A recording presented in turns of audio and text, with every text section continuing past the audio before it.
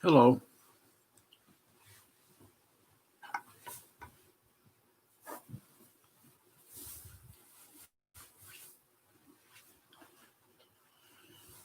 The title of the Dharma talk is A Bad Meditation.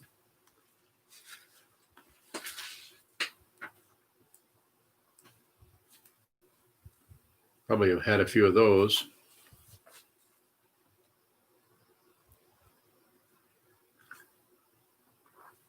Sometimes we even say, well, that was a good meditation. That was good. I really was aware. I was really present. You probably haven't meditated more than a few months if you're saying that.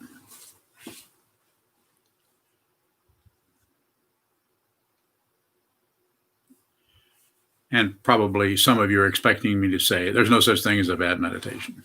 So, which I will say now. There's no such thing as a bad meditation. The only bad meditation is no meditation. Train your mind. If you don't hear anything, I say, do that. Train your mind. And how do you do that? You say, I've said it probably 20 or 30 times already. Sit down and hold still and look at how crazy you are. But don't fix it. Don't shut down on it. Don't attack it. Do nothing with it but observe. There's actually no identity there that is in peril, even though it might look like it. It might feel like it. This is the whole scheme of ego, is to scare you into contracting into a me that can ward off the evil spirits. And if you looked at it that way, then you are an evil spirit.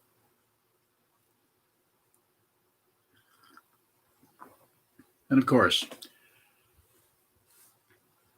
it just means that you're so self-centered that you could cause harm to yourself as you go along in your life, and you could cause harm to others, but just by misunderstanding. So you could say, to use the topic there of a meditation that is bad, it could be your experience of it could be bad. It could be, you could call it bad because you slept through the whole thing. You just kept dozing off and dozing off and dozing off. I'm sure none of you have done that.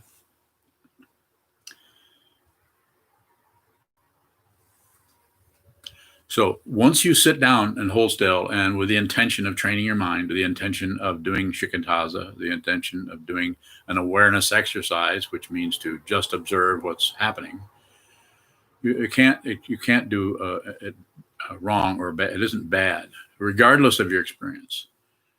If your experience is very smooth and you get up an hour later, 2 hours later, 4 hours later, oh, that was kind of uneventful. Not much happened. That might be more of a bad meditation than the one where things really sucked and you had a hard time staying there. So basically, with this topic, what I'm trying to get at is that the evaluation of the meditation is a misunderstanding of what meditation is about. You can't evaluate meditation and say, well, this is really good. This meditation really worked, because it is not something that you do to create something else. If it's anything at all, it's something you do to stop doing anything, to stop interfering with your Buddha nature, your awakened truth, your Tathagata Garbha.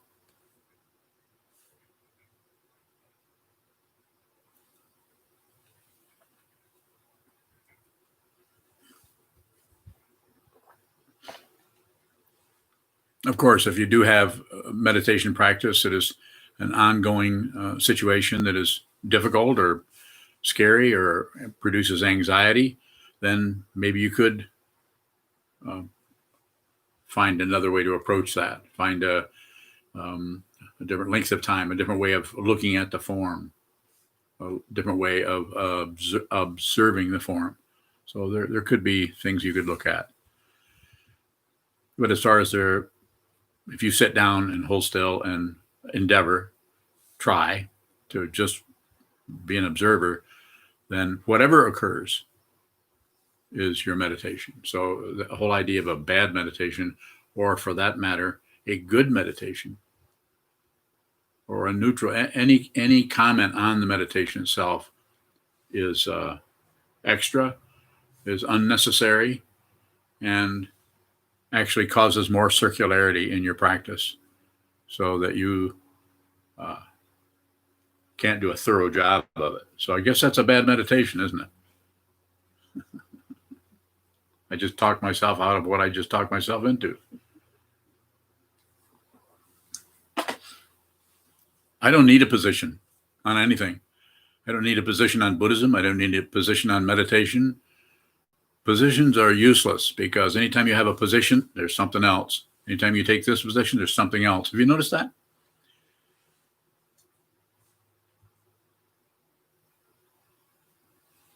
It takes a while to see that. I highly recommend that you train your mind to see clearly, so that you don't need me. You don't need anyone. You see it yourself. You'll actually see it. It won't be a conclusion about that. It will be that. It won't be a conclusion about this. It will be this. It won't be something about something. Something about something. This is the propaganda mind of ego, the self-centered mind, the narcissistic mind, the grasping mind, the crazy mind.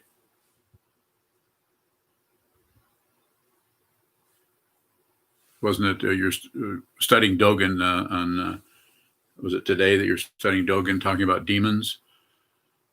So, there's lots of ideas about demons, but we're just talking about being crazy and grasping and rejecting and fighting and being kind of wild and crazy, completely covering up your true nature.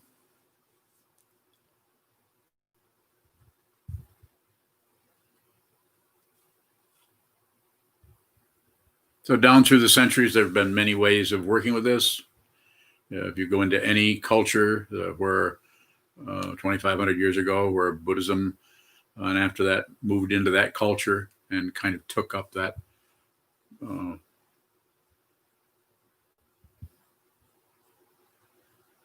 absorbed or took up or enlisted the forms that were existing in that particular culture. It's interesting to see how when Buddhism moved into China, how it didn't try to change things particularly. It rather blended with the Taoism. Wasn't too much to argue with there.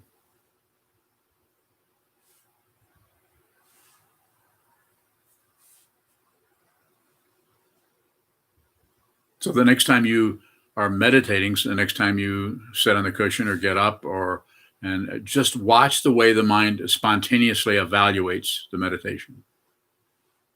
That it was a good meditation, or that wasn't so good. I'm not saying it wasn't uncomfortable, but to add anything onto that actually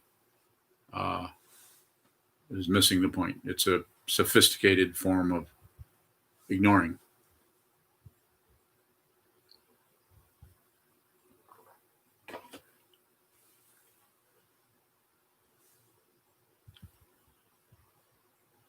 So we could have some interaction around that. If you have some questions, if you don't, I can continue to.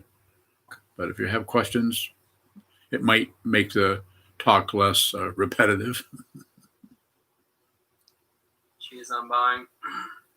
You were talking about falling asleep in meditation and how your head kind of bounces. Yes. And I just know that sometimes I just intentionally close my eyes and let myself fall asleep. Is that a bad meditation, bowing? No, that's really a good one. You're getting some rest. It's one of the gooder ones. So it's interesting, as you've heard me say before, and I think the last time I talked on, I don't know if it was block sitting. I know I've talked about it recently, where I've said you should watch what moves, and that includes your head bobbing. So rather than try to correct and fix something and provide yourself with some kind of a meditator, I'm not saying you couldn't do that to some extent, but it prolongs the whole thing as far as I can see. And I can't see that far, but I've been looking at it for a long time. It just prolongs it. So it's better to get to know the main difficulty. As it says in Atisha's 7 Points of Mind Trading, work on the greatest defilements first. And you're not going to see the greatest defilements if you're trying to cover it up with your wonderful meditative stability. I'm not arguing with the Tibetans. They can do whatever they want.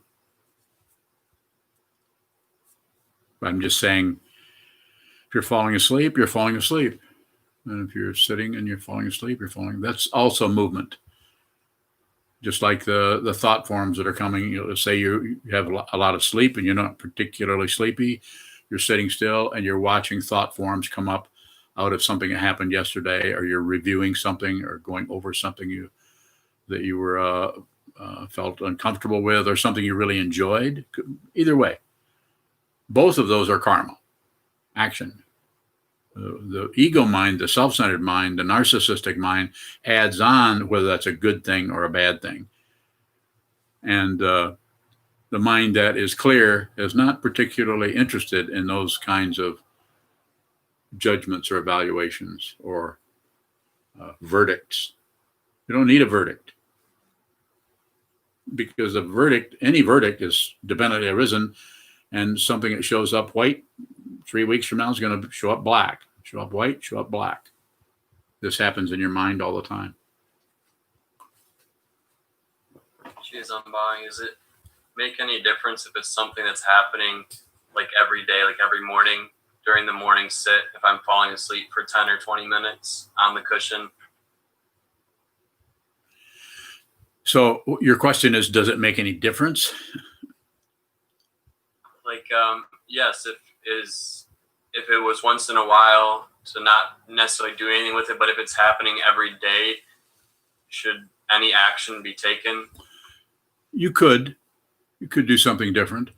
You could intercept that in some way, not so much to stop it or correct it or make it more palatable or more acceptable or more in line with our conventional idea of a successful or good meditation, but just to get an idea through awareness what that is, what is actually happening there. Just like when you move your awareness from your midsection, your diaphragm or tantien, or whatever you want to call it, move your awareness to this and then to a thought pattern, and then you move it back, and then you watch your breath move for a little bit, and then that drops off, and then you begin to review something that happened yesterday in terms of memory, or those going back and forth. You can deliberately go in and look at anything. You don't have to. When I say just observe, I'm not saying you have no say so about it. You could, if something like that is happening where you notice something is repetitive there, you could move into that a little bit by doing it with the way in which you're working with the form. And for instance, you could just stand up. This is why I don't have the doan or the chant leader or the person in the zendo ordering people around when they should do walking meditation, when they should go to the bathroom. It's just a childish way of working with full-grown adults who are trying to train their minds. Might have worked in ancient Japan, might have worked in ancient India. And when I say worked, I don't even know what I'm saying, because I don't know what that means. Controlling people, I guess. Maybe I'm saying you don't need to do that. We need to see how out of control we are, not try to make ourselves controlled. So if you come in and you sit down and you hold still and you have forms, you have a bell, you have someone sitting there, you have the presence of other people meditating. At least we did in the old days before the attack of the Gila monsters. So I'm just saying that you might stand up, but there's no protocol for. I'm not saying when you fall asleep you should stand up, or when something is happening over and over and over again. That's an interesting area. And not only is it happening over and over, but you're taking note of it. So that's also something to be aware of. Notice that you have an opinion or a conclusion, or you're adding something up there. Sometimes when we do that, there's some other kind of motive that is just off stage, that is wanting to understand something. And so what we'll do is we'll collect any kind of data, any kind of anything to make it feel like we're understanding what's happening.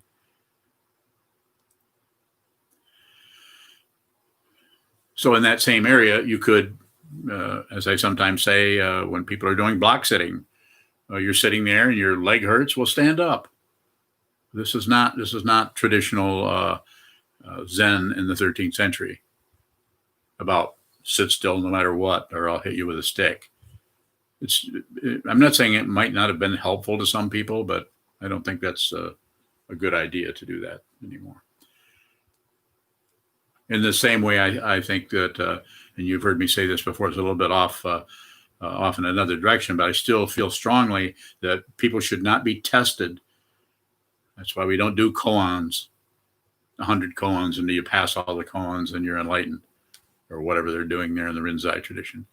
I'm not saying that wasn't valuable in a couple of centuries ago or even last year,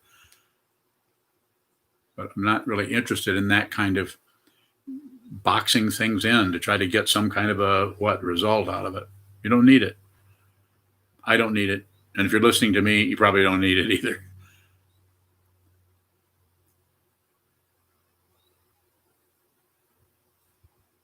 Any further question about that, Sokuzan, about that, the repetition of a particular thing that's showing up in your daily meditation? No, that's helpful because it is something that seems to be pretty consistent. I get just falling asleep most mornings. So the way I'm hearing you talk, and from knowing you and from knowing how long you practiced and something about your practice, I would say just watch it. Don't adjust. Don't try to get rid of it. Don't explain it, and don't stop looking at it. And notice if you have anything that comes up to keep it company, like a reaction to it. Like, I don't like this. This can't be right. If it's happening, it's right. Train your mind, and how that shows up for you, how that shows up for Shoka or for Maria or for Chisho or someone else, it's going to be different. There's a different kind of karma is happening there. That's why it's each person needs to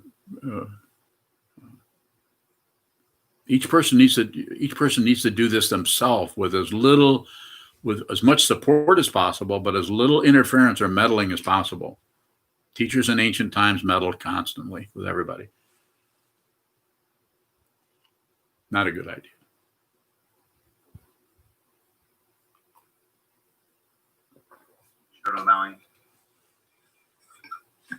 Earlier, you said the only bad meditation is no meditation.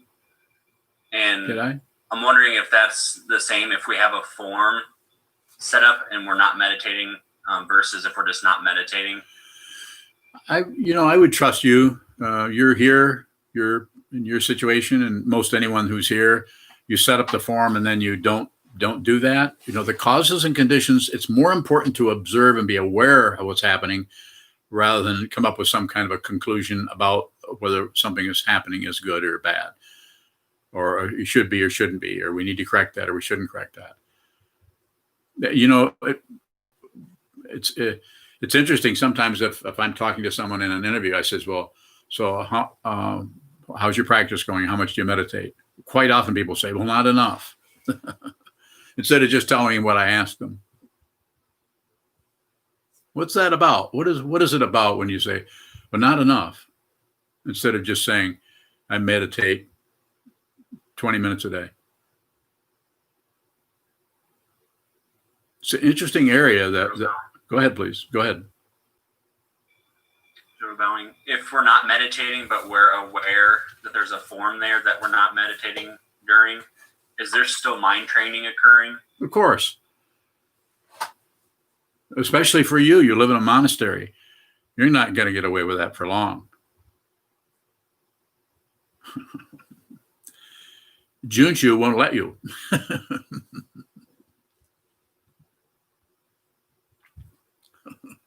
Nobody's laughing. Well, Junshu's laughing. So what I'm saying is the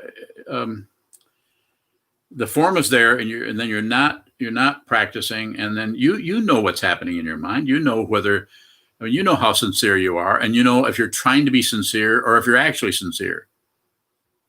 I mean, you can really look sincere and not be sincere. I'm sure you all know this. You can seem very, very serious and sincere, I'm very dedicated. I really love you, Sokuzan. I really want you to be my teacher. You're such a great teacher. Sometimes that actually is true. That's actually what somebody's expressing. And other times they want me to think that so that I don't look at them too closely.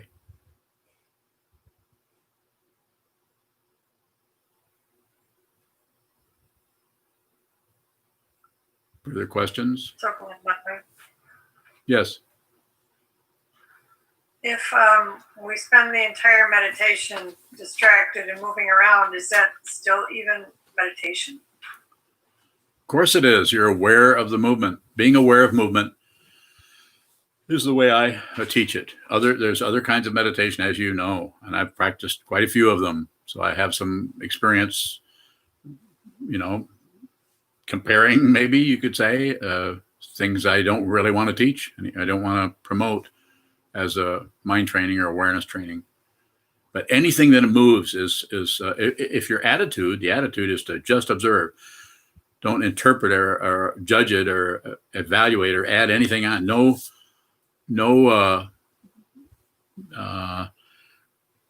It's like a cake with no, what's that stuff they put on cakes?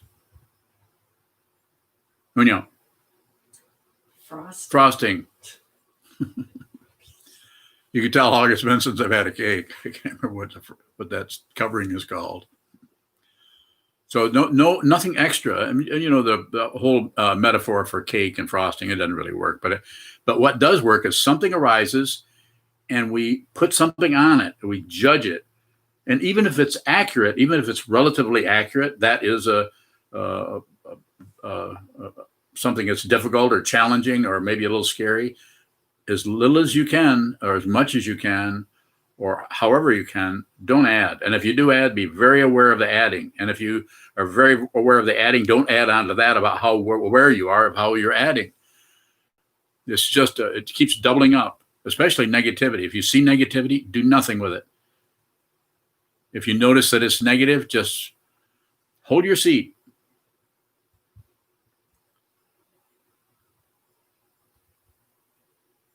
All this is a big elaboration on me and my world and my stuff and what I feel and what I shouldn't feel and what they think and what they think. You'll notice how much easier it is to just, especially if you've meditated a lot and you're more and more clear about the way your mind works, it's much easier to ignore your mind. Have you noticed? Those of you who meditate a lot, you get really good at that. You get really good at just shutting out certain aspects of the mind. Then other people don't have that good luck or bad luck or whatever you want to call it. Good meditation, bad meditation. Other people are haunted by what they see.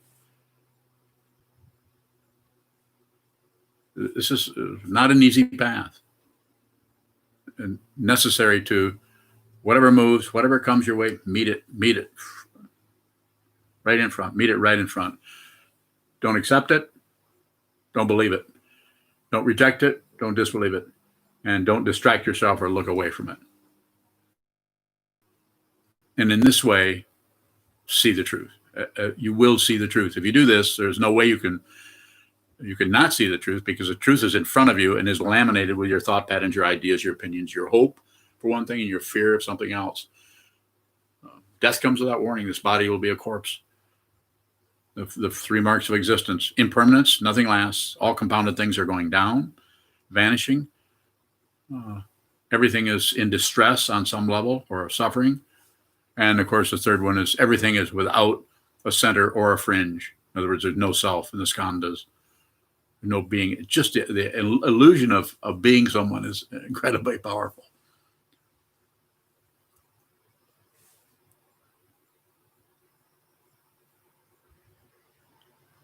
I'm happy to take. Go ahead, please.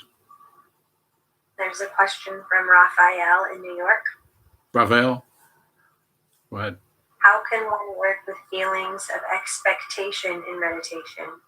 I feel like I'm always expecting something to happen while sitting. Two things: sit more, and then sit some more. Of all the things that I do that are different than most Buddhist teachers teach or do, there's one thing that I do a lot of, and I say sit a lot. Sit a lot.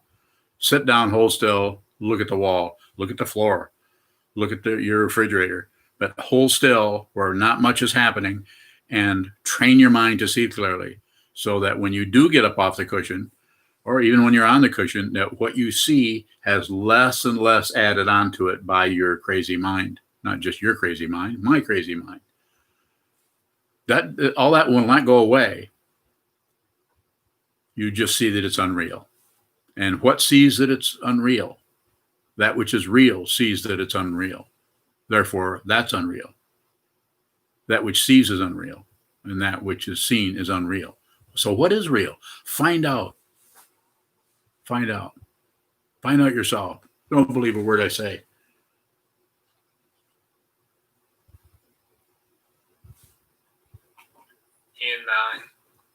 Ian. So if I catch myself, or if I'm starting to notice that I'm ignoring parts of my mind, is it better to work on, is there some value in trying to intentionally explore that, or just be aware, kind of buy into awareness that I'm ignoring certain parts of my mind? Keep it very simple. It's I call it minimalism, or a radical. Radical means going to the root. So it's a radical meditation. It's very simple. All you have to do, sit still, hold still without being rigid, and watch what moves. If you're doing that, regardless of what moves, even if it's things coming up that are kind of taunting you like this, maybe I should go in and look at this. Don't buy it. Don't buy it. Don't sell. Ego is very, very sneaky and slippery about getting you to be entrained into some kind of a circularity called thinking about and analyzing. And there are some people that are some people might call it blessed. I would call it cursed with a powerful intellect. Are you one of those guys? Yeah. Yeah. Well, knock it off. No, I would say go. Here's what I would say to you directly. If you listen, consider what I'm saying. Reflect on it. Don't stop doing that. Just observe the way anything that happens, you have a whole lot of thoughts about it. Anything that goes up, you have a whole lot of thoughts. And the thoughts, if you review the thoughts, if you have a second thought about the first thought, you'll notice that that's even more clear. And then the next thought is now I'm really starting to get clear. I mean, you might as well go into nuclear physics or something. I mean, that's an area where something like this works, because it is very materialistic. This is not a material path. This is not a mundane path. This is, you might as well be chewing air. There's no gaining idea here. That's the mundane path. The mundane path works fine. And if you have a powerful intellect, you can probably make a lot of money. You can become a banker. You can become, you can follow in Junchu's shoes and become a mathematician. Or a farmer. So don't stop that. Don't try to short circuit the thinking process. It's just one more thing to be aware. But over time, you will slowly, by not grasping, by not rejecting, and by not shutting down, you'll see the true nature of the thinking process, which is just to elaborate on everything. That's how we have skyscrapers. That's why we have rockets. That's why we have gravity machines. Oh, they haven't told you about the anti-gravity machine yet. Well, I'm sorry, I should have kept it zipped. And anything you can think of, we can have, but probably not eternal life.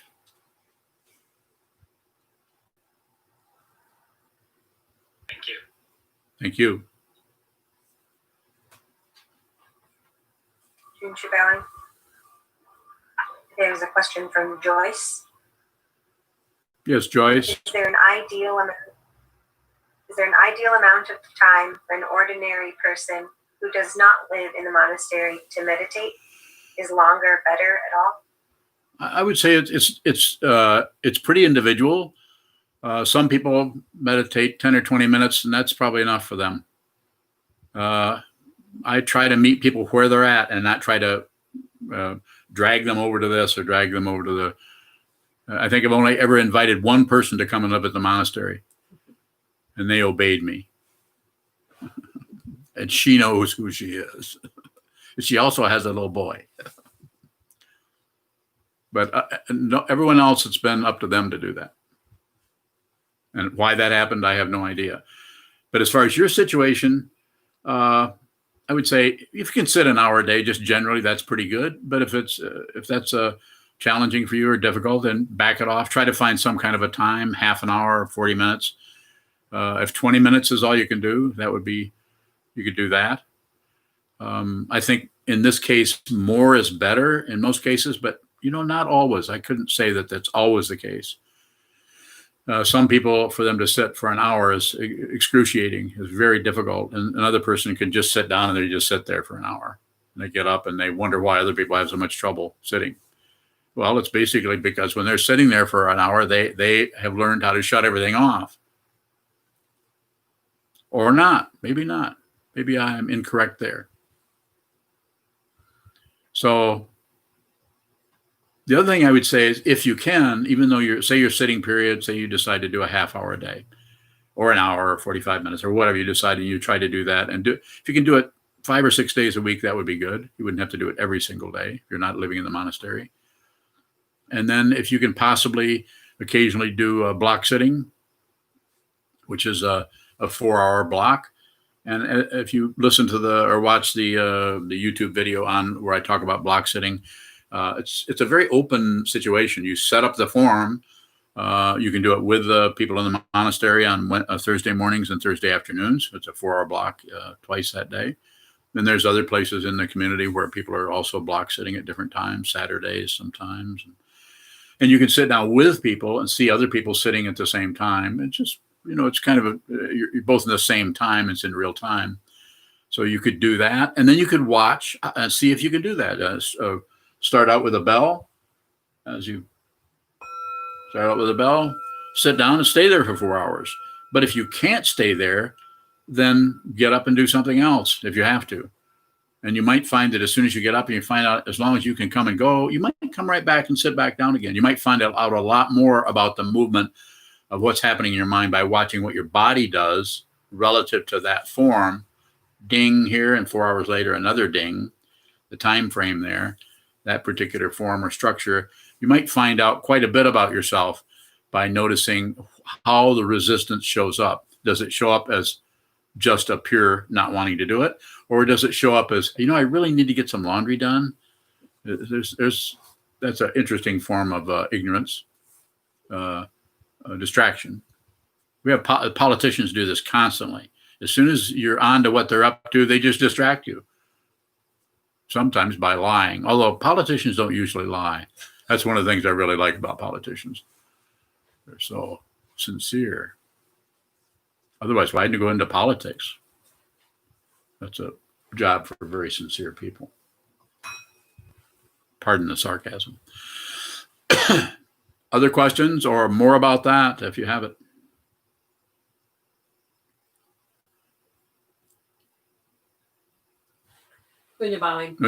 It seems that no matter what we think about our meditation, coming to you with a question like when you say, how much do you meditate? And we always say, or often say, I say, not enough. Mm-hmm. So what standard are we imposing on ourselves? How can we find the standard that we're imposing that would have us respond in that way? Yeah, I'm not even imposing. I might say meditate a lot, but I have people that meditate that are students of mine. I think they're students of mine, and they don't meditate very much. Comparatively speaking, it's a very, I think it's very subjective. It starts out being objective, but it's a very subjective area.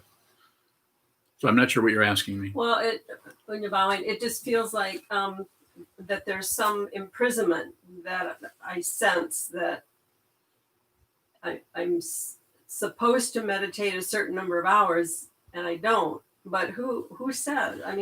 How can we relieve ourselves of that turmoil when we don't feel like Just- we're meditating enough? Just be aware of the turmoil. Don't try to relieve yourself of turmoil. Just be aware of the turmoil. Be aware that that's something that's happening in your mind stream. It gets stronger some days it's weaker. Just observe as little adding and subtracting, dividing as possible. And that's, we're coming out of previous existences. And again, as I say many times, because I'm not promoting past life belief or believe in anything, but this has been going on a while, and here we are again. So I recognize all of you, and we're back here again. And you're listening to me. I don't promise anything. There's nothing in this for you. What are you doing this for? So it's a very interesting dynamic that happens there. What is this about? What is the spiritual path? What does it mean to realize your true nature? Apparently you're interested in that, or you wouldn't be here. And there's not many, a few dozen people, and that's it. And that's enough. But we've been doing this over and over and over, come back into this human realm over and over again. And it's not even the same person. There is no person. So there's no way that reincarnation even works in the conventional sense that you come back time after time, because there is no you. The you only shows up when there's a body-mind complex to cause it to congeal enough that you actually believe you are someone.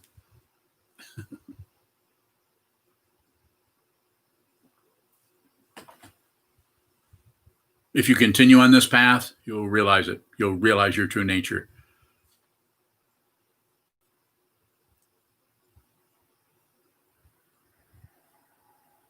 It won't be a conclusion. It won't be that, and it won't be something else. You won't be somebody else.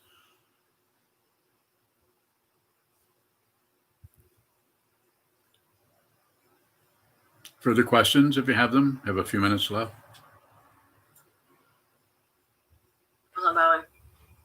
Yes. You say good or bad meditation, but what is meditation? Yeah, meditation is a stick of dynamite for karma.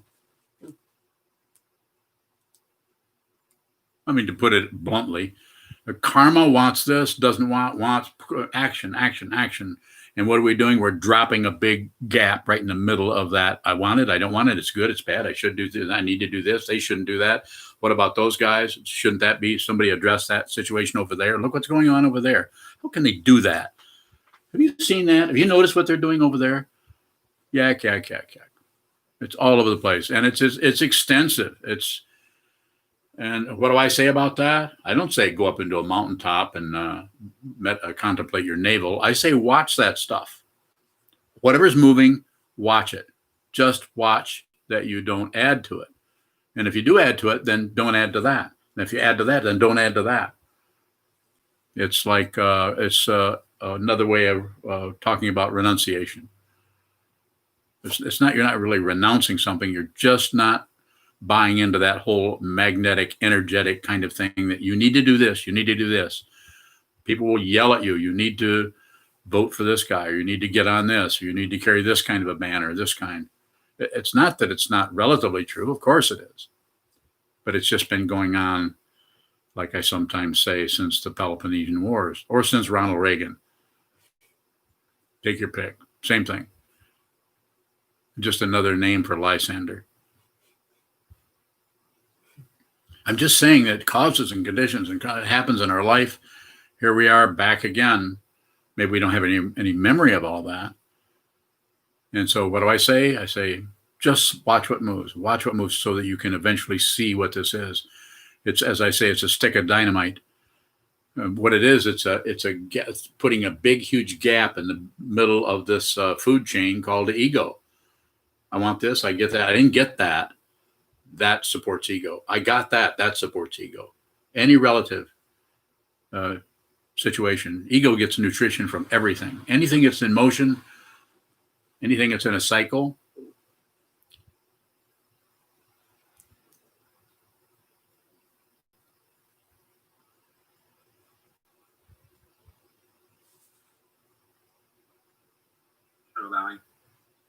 Does ignoring what moves perpetuate samsara?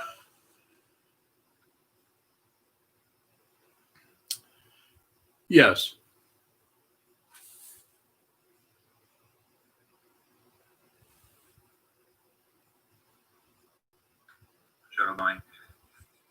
If we're watching the movement on the cushion, how does that affect samsara?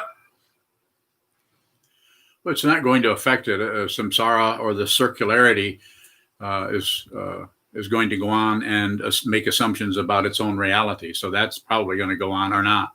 But it's not so important, because it's unreal, and it's discontinuous, and it's without a center, and it's suffering because of the nature of consciousness. It's suffering, and it's creating nerve endings so it can drink in more of this confusion. But if you, as a meditator, sit down and begin to watch the movement without joining, rejecting, and without shutting down, then the nature of that which on which everything rests, or the absolute, then your consciousness starts to see its true nature. It takes a while.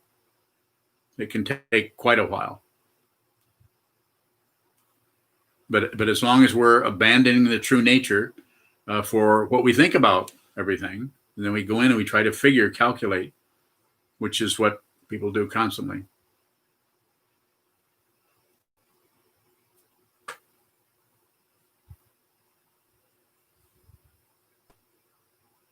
There's quite a few questions in the live chat on the YouTube. If anybody wants to read any of those, maybe we've already covered them. I don't know. I can't read them from here. I've covered most of them. There's one new one from Jim Johnson. Is that the Jim Johnson I know? It is. He says, my original interest in Buddhism was as a vehicle to serve and help others. I don't have much to show for that interest. Was this interest a wrong understanding? Charlie? No, it was not. Each person comes in onto the path with all kinds of luggage, or all kinds of understandings, or clear understanding, cloudy understanding, all kinds of. Some have a lot of idealism. It sounds like you had some of that, and maybe some of that is diminished. You know, it varies. I mean, everybody I know, you and everyone else I've talked to or meet or work with as a student, totally different dynamic with each person. Everybody's coming at this with a different understanding, different preconceptions, different kinds of fear. Some people don't know they're afraid. This doesn't mean I'm reading their mind. Hardly know what I'm thinking myself. But everyone's coming at at this in a different way.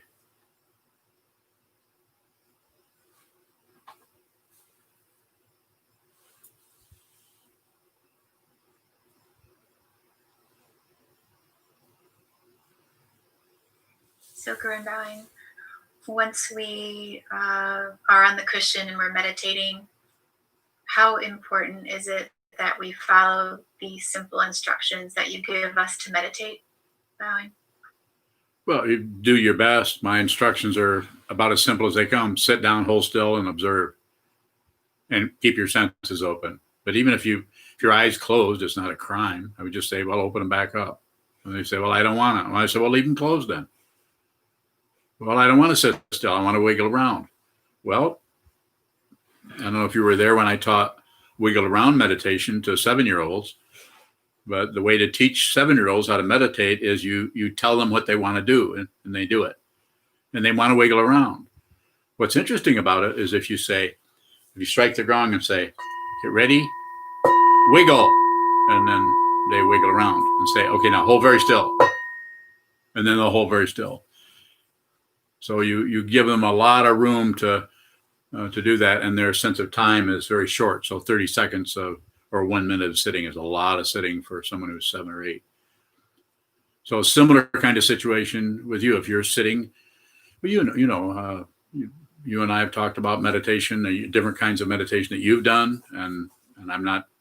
If you say you wanted to do close your eyes, I wouldn't stop you. I would say I think it'd be better if you opened them, but I'm not going to argue with you. Just like if you were to say I'm not going to meditate anymore, I probably wouldn't do much about that. I'd just say that's interesting. You're about ready to ordain as fully ordain as a Buddhist monk. I probably would wait till after you ordained, and then I would start ordering you around. So, Grandpa, I practice what you teach, but some days it feels like I can't remember what the instructions are, or Lucky you. this question's been many times. I mean that. When I say how important is it that it's not the important. directions that you teach? Not important. Not for someone who's been a student as long as you have of mine. Who we've talked so many times about this. So not important. If you remember it, you remember it. The important thing is to get to the cushion. And if other things start to surface there, do not maintain things. I mean, here's the instruction: sit down, hold still, keep all your senses open, watch what moves. Pretty simple. You could pretty hard to forget that. I mean, you might, but if you sit down and hold still and something else is happening, I'm not going to argue with that. For instance, if you're daydreaming about your new vacation home in Arizona that you're secretly building, I'm not going to argue. I'm not going to argue with that. I mean, you're meditating. I don't know what your particular karma or anyone else or Ondo or Shoka or Shisho or anyone, what it's like for you to sit down and meditate day after day, hour after hour, week after week, month after month, year after year. And so that's why I say, talk with me about it. If something else develops, we'll talk about it. But I don't see anything. You must have heard me say, don't maintain. Sit down, have the intention to sit down, strike the bell, hold still, and watch what happens. And that may be you getting up and going and doing something else. I mean, the idea there with meditation is to hold still. But if you start to move, I'm not, the whole maintenance idea is not workable there. Although I spent decades doing it the other way around, making myself do stuff. Not a good idea. Long periods of doing various forms in Vajrayana, tantric meditation. Not a good idea. And this doesn't mean that if somebody meets a tantric master and that they start practicing and start doing 100,000 prostrations, 100,000 mantras, and 100,000 offerings, and this and this and this, that's wrong. No, it's absolutely correct. They found their teacher. They need that kind of a teacher. They need that kind of a teaching. If you're looking at me, you need this kind of a teaching. Unless you listen and think, well, this is not going anywhere. I need to go talk to go talk to the Dalai Lama. Maybe you do. When you're bowing, Yes. Katie has a question. Katie, okay. She asks, I am one of the students that says not enough. Yeah, I know that. I have a huge fear of abandonment. I am actively dealing with a new abandonment, and my feelings are raw. I fear that not practicing correctly will cause me to lose Sokuzan's faith in me. How do I work with this?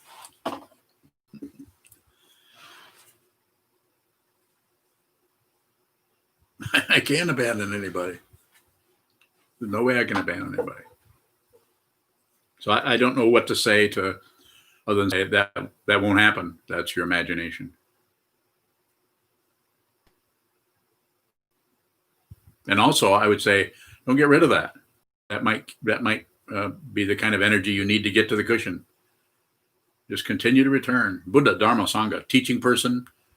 At this point, this one. And I'm not here to sell you anything. There's nothing to believe in here. I'm not a tantric master.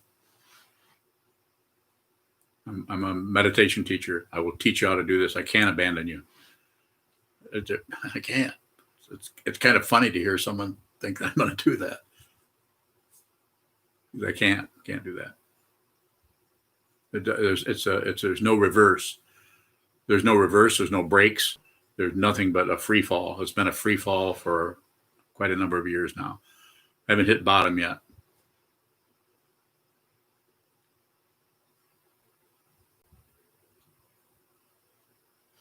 So no, I can't abandon you.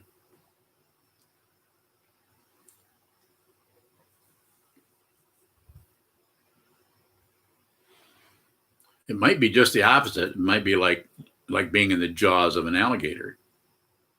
That's why the alligator can't abandon you, because he's got you. I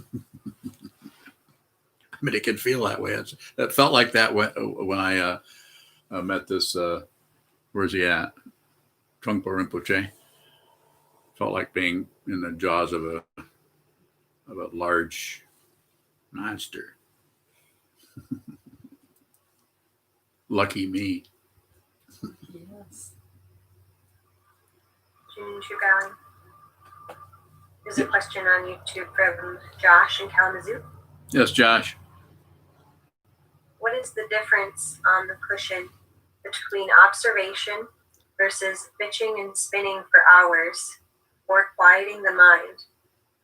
Do I need hours of sitting to shut it up and to not be ignorant? I would say you probably need a lot of sitting, but you can do that. There are ways to do that are workable, that have a strong form. You can use the monastery. These days we're on Zoom. There's a way to do that where someone else is striking the bell and you're just going along. You can also do it on your own. And whatever is arising in your mind is exactly what you need to see.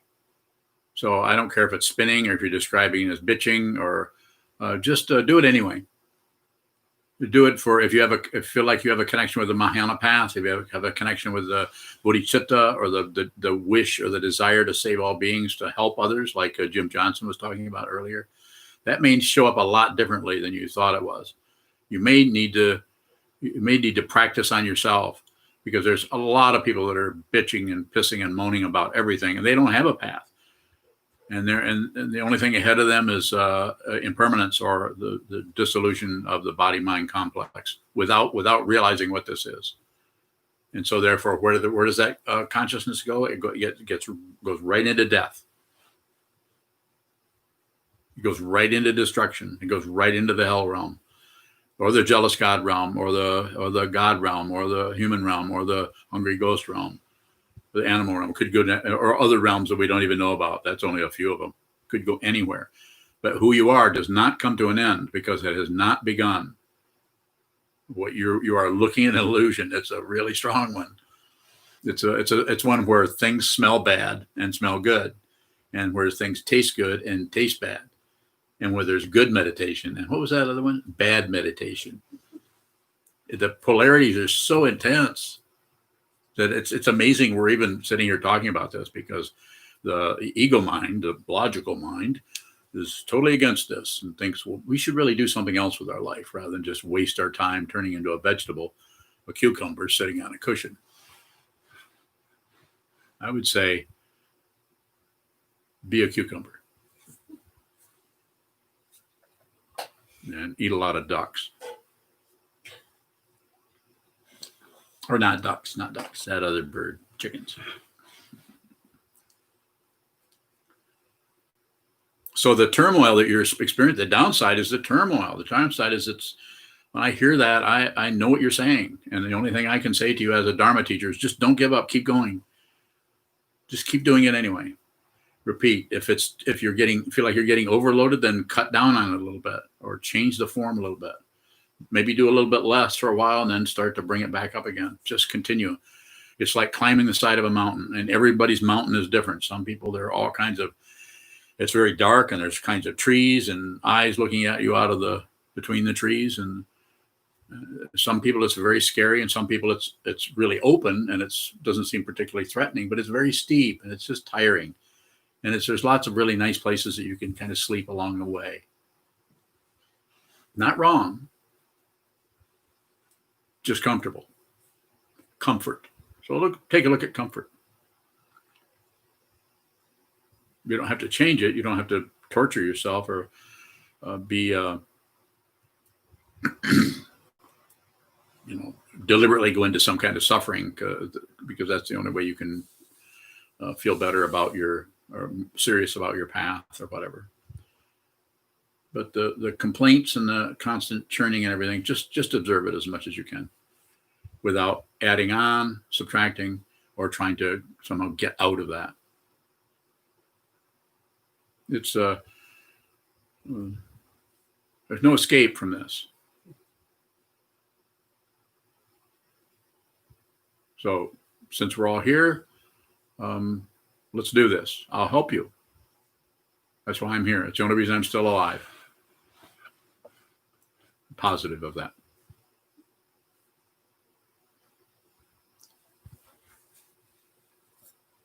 Any further questions? I can take another one if anyone has one. Or not. Jim Chubowing. There's another one on YouTube. Okay. I don't know their name. Could one find themselves surrounded by narcissism and continuous social targeting? Do we just continuously face what seems to be misery in shared living situations? Alan? Yeah. You may, the downside is your particular karma is swirling around and has a lot of challenging or difficult areas. And I see the loneliness, lonesome awareness. But I would say the downside is that, but the upside is not because I'm so wonderful or that I'm such a great teacher, but you've stumbled into the Buddha's Dharma. So I don't know how old you are. Hopefully you're young. But just begin to practice. Do as much as you can. Try to relate to the Buddha, the Dharma, and the Sangha, the teaching person, not necessarily me, but a teacher and a teaching. Everything is dependently arisen. Nothing comes from its own side as an independent being or self. There's no self in the skandhas. There's no solid being anywhere.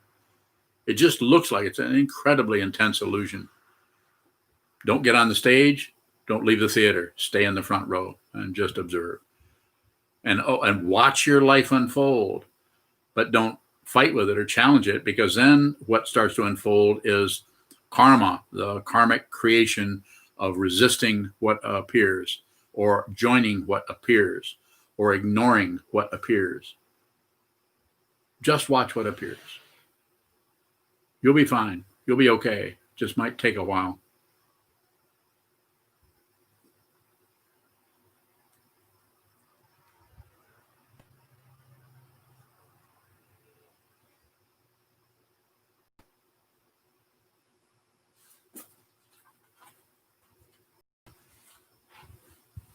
If you'd like to go ahead and close, we can end our gathering.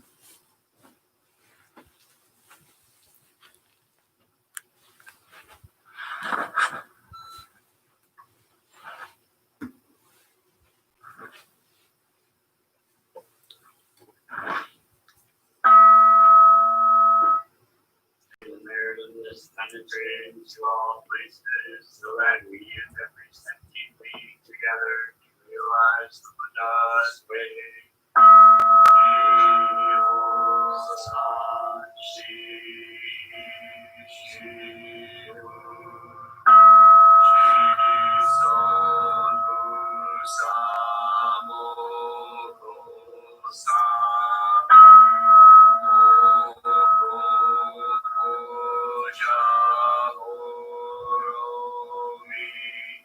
The 10 directions, all Buddhas, all venerable ones, Bodhisattvas, Mahasattvas, the great Prajna, Paramita.